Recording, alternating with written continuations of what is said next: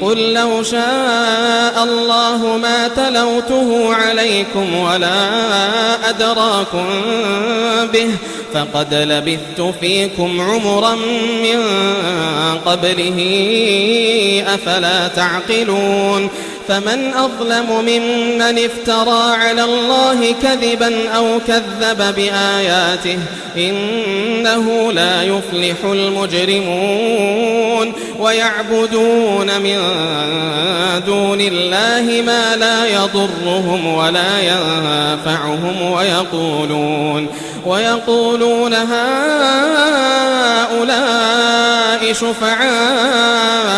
عند الله قل أتنبئون الله بما لا يعلم في السماوات ولا في الأرض سبحانه وتعالى عما يشركون